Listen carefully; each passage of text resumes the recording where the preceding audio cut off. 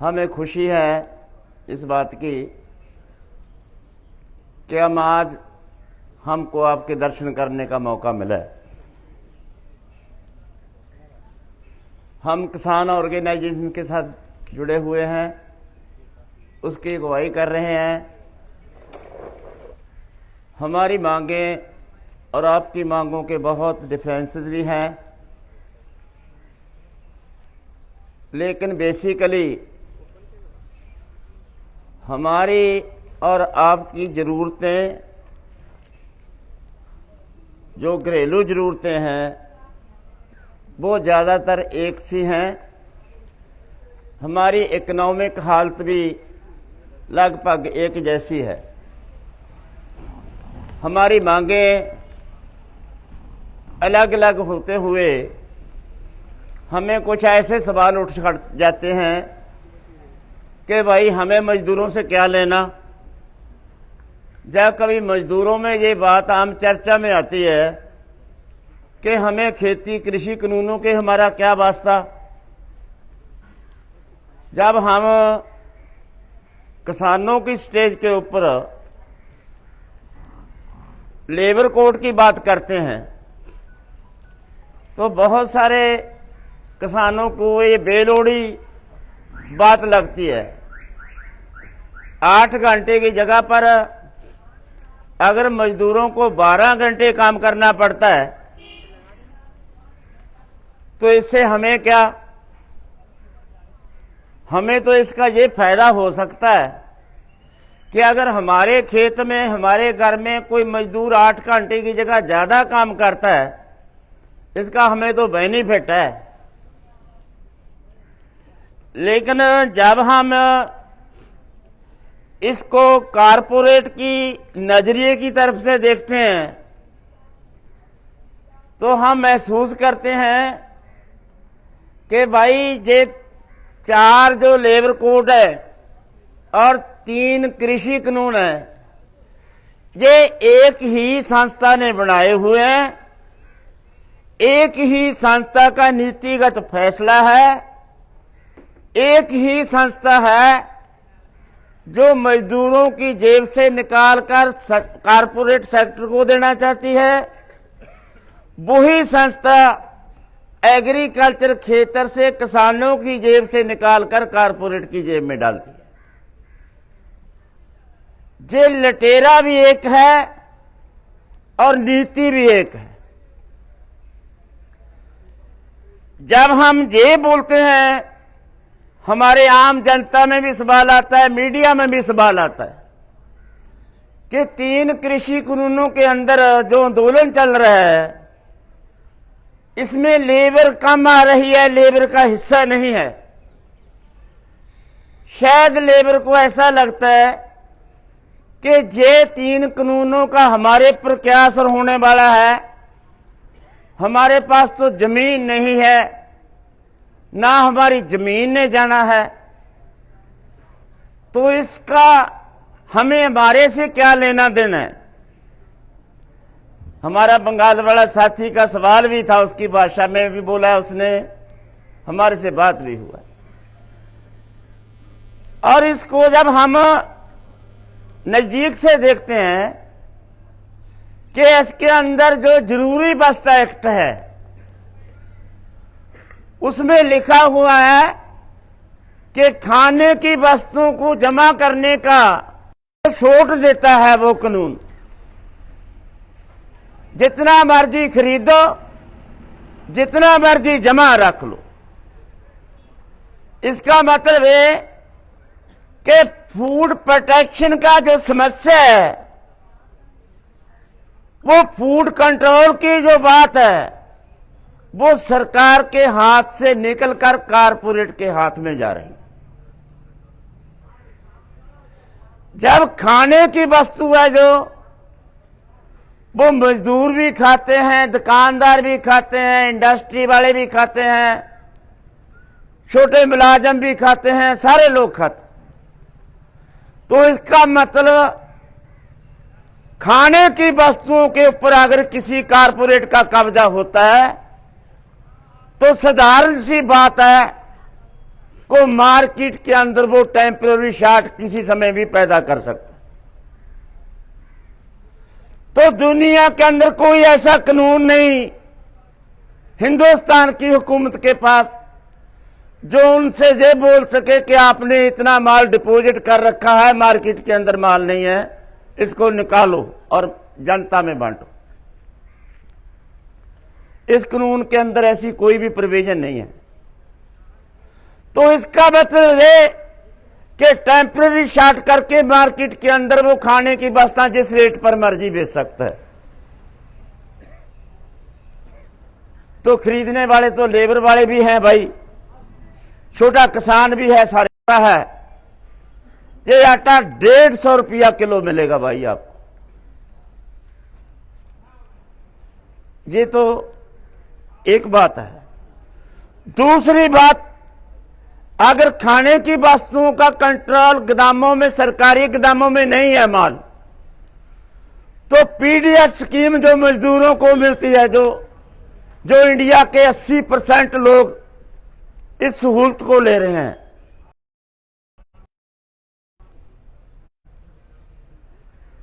ये मोटी बात है इस कृषि कानून के अंदर, जरूरी वस्तुओं के अंदर, जो बहुत बड़े हिस्से के ऊपर प्रभावित करेगी, बहुत बड़े हिस्से के ऊपर असर डालेगी। अभी तीसरी बात है कि जब ये सब वापरेगा तो कृषि क्षेत्र के अंदर भी ये संकट पैदा होगा। किसानों की आमदन कम होगी, किसान जमीन बेचेगा, कारपोरेट खरीदेगा, जागीरदार खरीदेगा। तो जो खेत मजदूर हैं, जो गांव में रहते हैं, उनको खेतों में मिलने वाली जो उजरता वो बिल्कुल खत्म हो जाएगी, क्योंकि मशीनीकरण युग है, लेबर की इसमें जरूरत नहीं है। और जो गांव की लेबर है, जो खेतों में, किसानों को खेतों में जाकर पशु पालने के लिए इकट्ठा पट्ठा तत्था करते हैं, वो काम भी खत्म हो जाएगा। अगली महत्वपूर्ण बात यह है कि जब ये खेती संकट के अंदर जमीनें बिकने लगी, तो 60% किसान खेती से बेला होकर लेबर के अंदर आ जाएगा। जब लेबर की पॉपुलेशन बढ़ जाएगी तो लेबर की एक मार्केट लगेगी जिसमें बोली होगी। एक बुलाने की जगह पर 10 आदमी आएंगे, जैसे बेरोजगारी के लिए लेने लगते। मतलब ये कि लेबर की एक मार्केट होगी जिसमें पूंजीपति जाएगा, मर्जी की लेबर खरीदेगा कि बूढ़े हैं भाई आप लोग जाओ, बीमार हैं आप लोग जाओ। इसका क्राइसिस है कि बेरोजगारी का आलम खेती सेक्टर से निकलकर लेबर के मेले के अंदर डाल जाएगा। ये सबसे बड़ा इसका असर होने वाला है। इसलिए ये कह सकते हैं कि ये कानून जितने खतरनाक किसानों के लिए हैं, ये मजदूरों के लिए भी उतने ही खतरनाक हैं। फिर सवाल ये है, अगर ये बात है कि मजदूर इसमें शामिल फिर क्यों नहीं हो रहे भाई? ये एक दूसरी बात है। मजदूर एक ऐसी क्लास है जो हर रोज कमाती है, हर रोज खाती। वो किसी आंदोलन के अंदर लगातार जाकर बैठ जाए, मोर्चा लगाकर उनकी सपोर्ट के अंदर, जैसे किसान बैठे हैं, ऐसा कभी भी संभव नहीं हो सकता। ना सन्नत वाले जा सकते हैं, ना खेत मजदूर जा सकते। वो सपोर्ट कर सकते हैं। किसी एक दिन हम कॉल दे दें, जैसे 26 नवंबर की कॉल है हमारी कि भाई सब के सब लोग हमारे इकट्ठों में आओ, चाहे वो खेत मजदूर हैं, चाहे वो सन्नत वाले मजदूर हैं, चाहे कोई और किस्म का कोई मजदूर है, चाहे कोई मुलाजिम है, चाहे कोई बेरोजगार है, वो एक दिन के लिए आ सकते हैं, प्रोटेस्ट करने के लिए, सहयोग करने के लिए आ सकते हैं। लेकिन लगातार मोर्चे के अंदर बैठना उनके लिए संभव नहीं है, हम समझते हैं। इसीलिए हम उनको उस रोज ही बुलाते हैं जिस रोज उनकी जरूरत होती। अगली बात, फिर सन्नत वालों के साथ हमें हमदर्दी क्यों है भाई? ठीक है, हम जब करते हैं बात लेबर कोड की बात करते हैं, तो हमारी क्या जरूरत है कि हम आपकी बात कर रहे हैं भाई? जे जमहूरी राज के अंदर, लोकतंत्र के अंदर अगर काम की सीमा नहीं है तो ये जमहूरी मनुखी अधिकार की उल्लंघना है।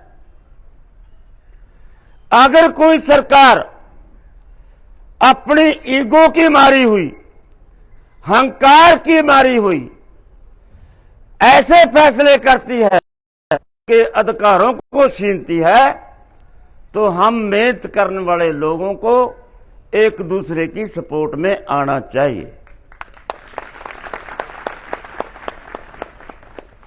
क्योंकि देश से नहीं आए, इसी भारत की सरजमी के ऊपर वो लोग भी पैदा हुए, उनका भी अधिकार है।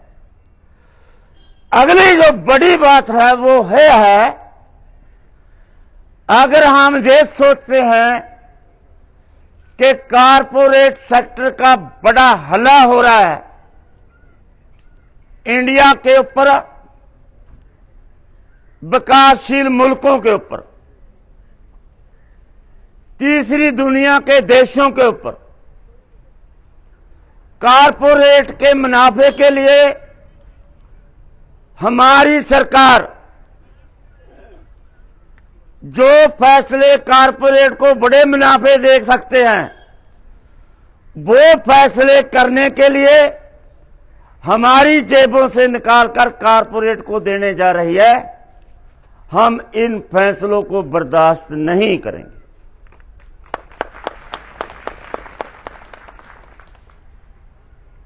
अगर इस सरकार को टक्कर देना है तो ना अकेले मजदूर दे सकते हैं, ना अकेले किसान दे सकते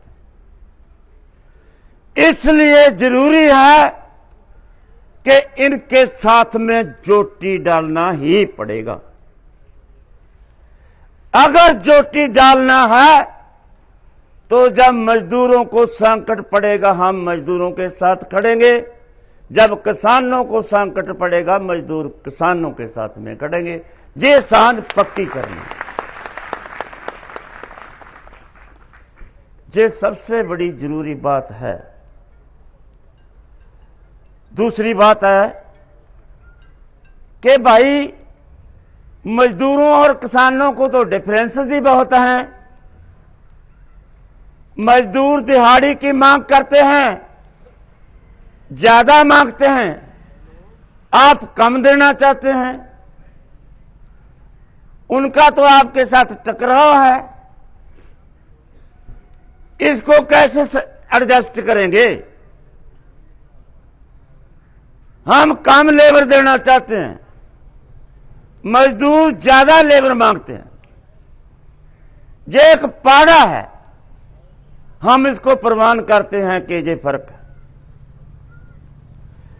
लेकिन ये फर्क बहुत छोटा है जो एडजस्ट किया जा सकता, क्योंकि हम जानते हैं कि अगर लेबर ज्यादा पैसे ले गया तो कोई मजदूर अमीर नहीं होने लगा। अगर किसान ने पैसे कम दे दिए तो किसान इससे अमीर नहीं होने लगा। ये डिफरेंसेस छोटे हैं, बड़ी हमारी सांझ है, बड़ी हमारी जरूरत है। विद्या किसान को भी चाहिए, विद्या आपको भी चाहिए, सेहत आप सेवा में आपको भी चाहिए, सेहत सेवाएं हमें भी चाहिए। रोजगार आपके बच्चे के लिए भी चाहिए, रोजगार इनके बच्चे के लिए भी चाहिए। कहानी बांट के खात्मे के लिए आप भी लड़ रहे हैं, उसी लड़ाई को हम भी लड़ रहे हैं। हमारी सबकी एक साझी है कि हमारी उजरत से हम अच्छी जिंदगी बसर कर सकें, ये हमारी सबकी साझी मांग है कि किसान खेती से इतना बचे कि अच्छा गुजारा कर सके, मजदूर की सैलरी इतनी हो कि अपने परिवार का गुजारा अच्छी तरह कर सकता हो। ये हमारी साझी मांग है। ये संभव कब होगी? ये संभव का तब होगी जब हुकूमत फैसला करेगी कि हमने जहां से गरीबों और अमीरों के बीच में जो खाई है उसको खत्म करना है। जो काड़ी बंड है उसको खत्म करना है। ये पाड़ा खत्म कैसे होगा भाई? तो इसका मतलब है कि ऊपर वाले को नीचे आना होगा और नीचे वालों को ऊपर लेकर जाना होगा, तब ये बराबरी का राज। अभी जो कहने के लिए तो दो शब्दों की बात है ना भाई। ऊपर नीचे वाला तो ऊपर जाने के लिए तैयार है, लेकिन ऊपर वाला नीचे आने के लिए ऐसे तैयार नहीं होगा। उसको तो खींच कर लेकर आना होगा। ये बात बड़ी है। ये आपके हाथों से चुनी हुई हुकूमतें कभी नहीं करेंगी। इसलिए ये सिस्टम है जो, इस सिस्टम को तब्दील करना होगा। अगर इस सिस्टम को तब्दील करना चाहते हैं साथियों, तो ये लड़ाई लंबी है, बड़ी है। इसके लिए भगत सिंह की विचारधारा को आगे रखकर ही चलना होगा। भगत सिंह ने फांसी के तख्ते से जाने से पहले कहा था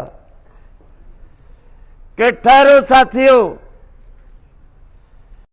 गए और किताब बंद करके चले गए।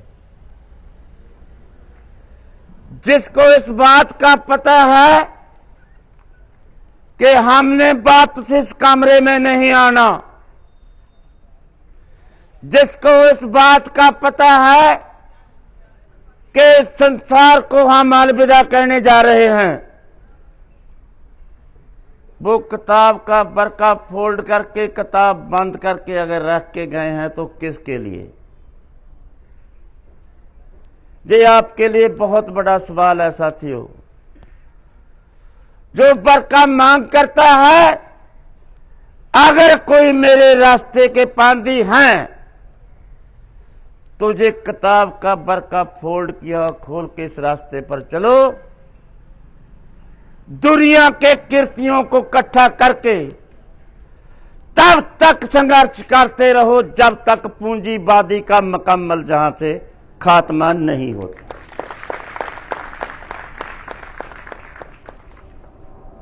बहुत बड़ी लड़ाई, उसी लड़ाई को लेकर बैठे हैं हम यहां। कह सकते हैं कोई साथी कि 1 साल से बैठे हुए हैं किसान,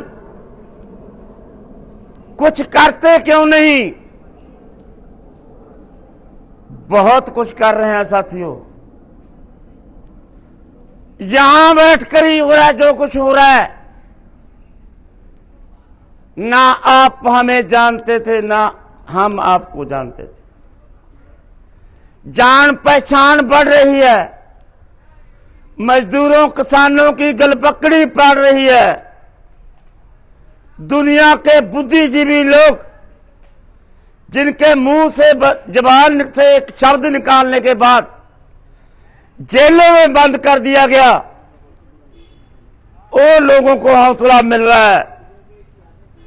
हिंदुस्तान की फांसीवादी हुकूमत, फिरकू फांसीवादी, जो ईगो की मारी हुई है, जिनके हाथ खून से लिबड़े हुए हैं, जो कहते थे कि मोदी का कोई सानी नहीं, उसका दम घुट रहा है, दम घुट रहा है। अभी पार्लियामेंट के अंदर बैठे हुए दम घुट रहा है। और उसी की अपनी पार्टी के लोग उसके खिलाफ बोल रहे हैं।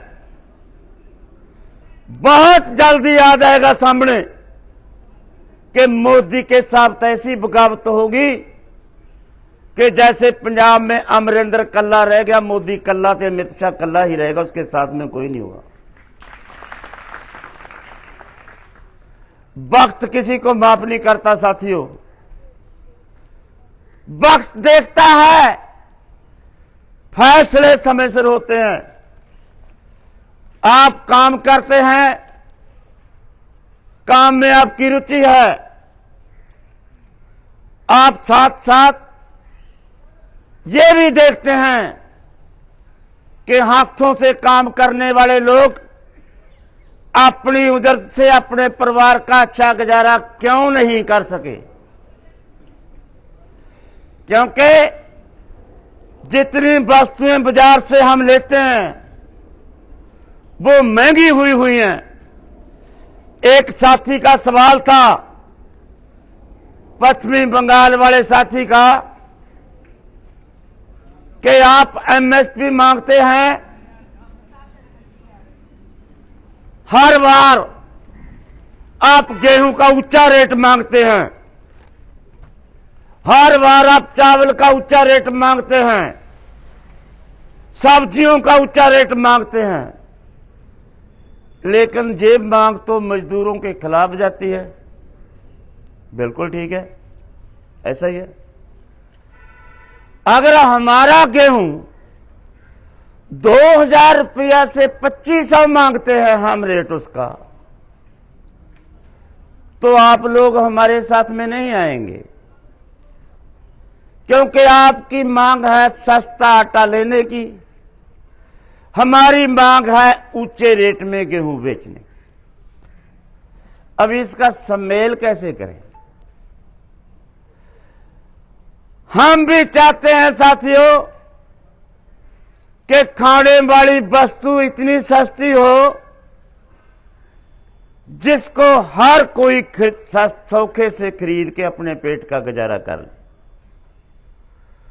वो कैसे होगा?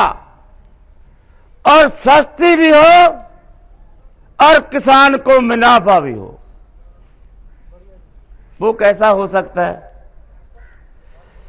इनपुट्स कम हो जाए तो गेहूं 1000 रुपये में बेची जा सकती है भाई, और मुनाफा भी होगा।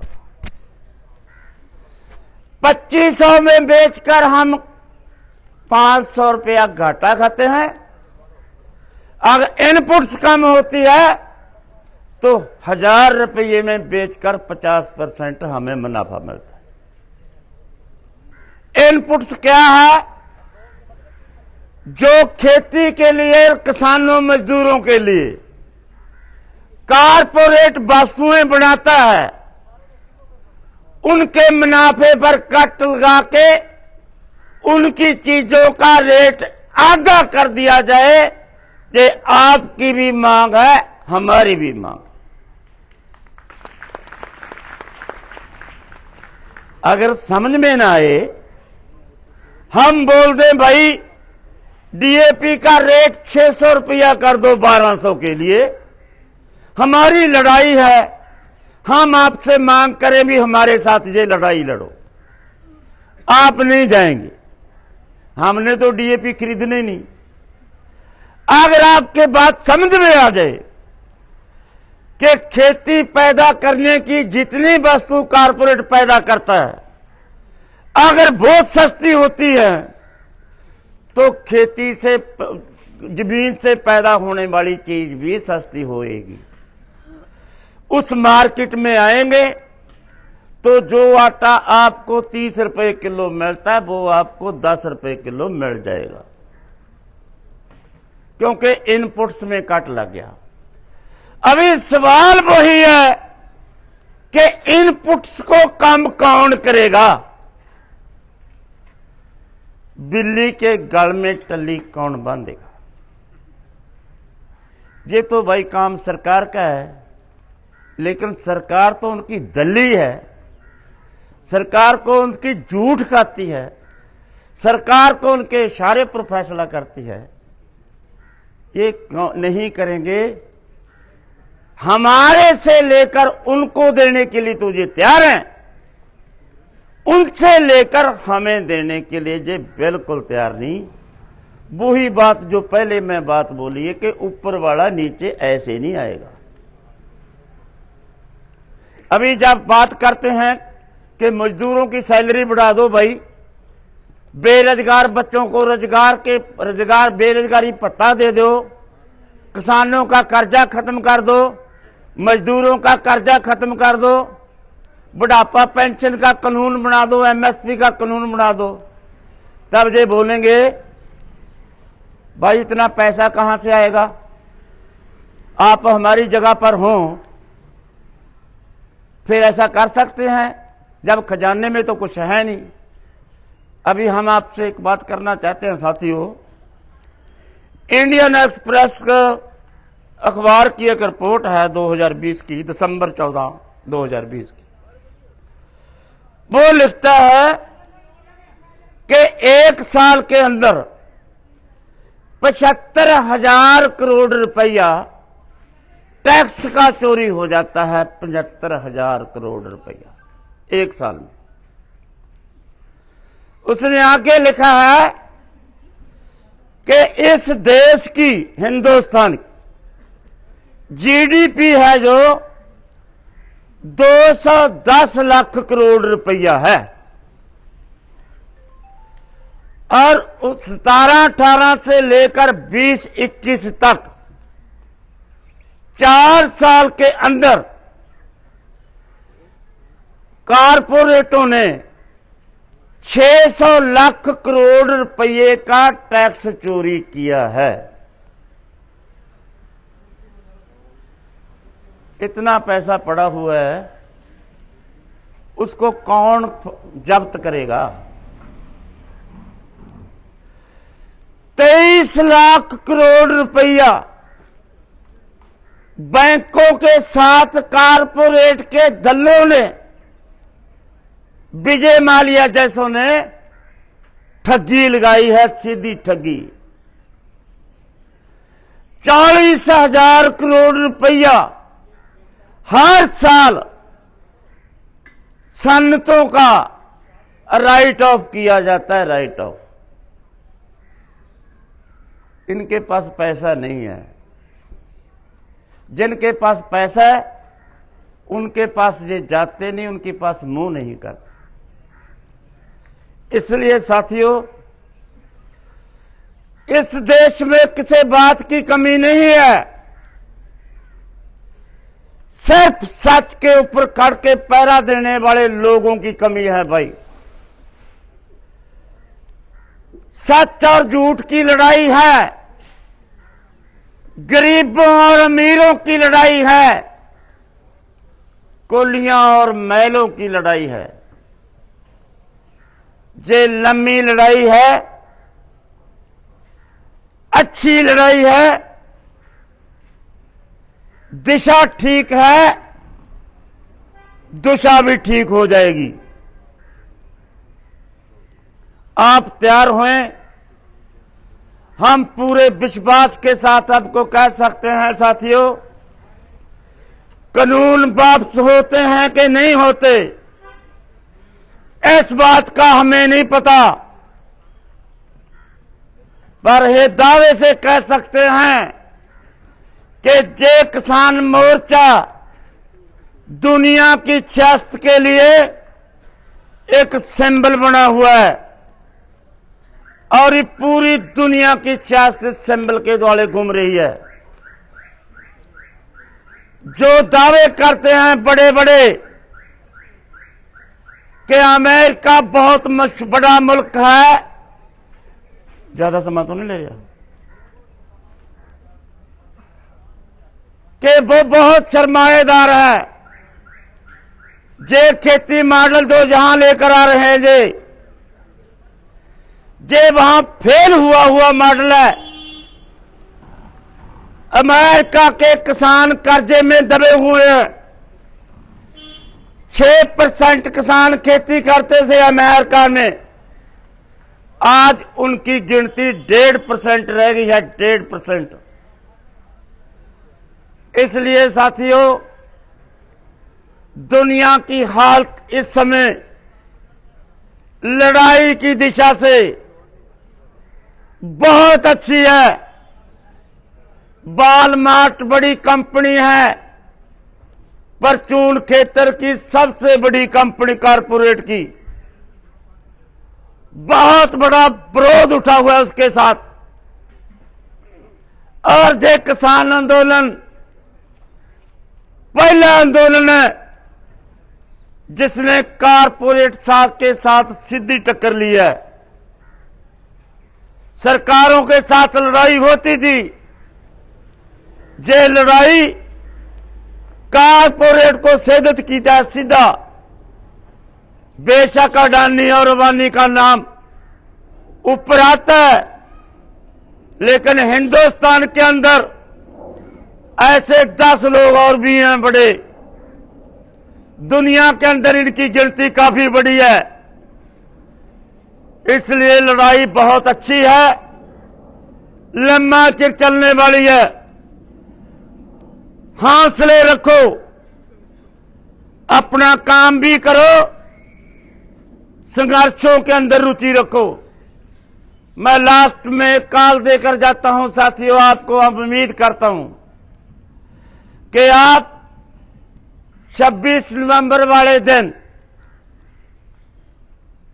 बॉर्डरों पर बैठे हुए जो किसान है, टिकरी में, सिंगू में, गाजियापुर और जहां पर भी आपको नजदीक पड़ता है, वहां पर जरूर कुछ ना कुछ साथी जाएं। और मैं अपनी ऑर्गेनाइजेशन की तरफ से, जिनकी स्टेज टिकरी पकौड़ा चौक बीबी गुलाब कौर नगर में लगी हुई है, आपको कॉल देकर जाता हूं कि हमारी स्टेज में 26 नवंबर वाले दिन आप जरूर आएं। हम आपका इंतजार करेंगे। लंबी लड़ाई है, एक दूसरे के साथ जुड़कर चलेंगे, मोढे से मोढा मिलाकर चलेंगे, आखिर जीत हमारी होगी। धन्यवाद।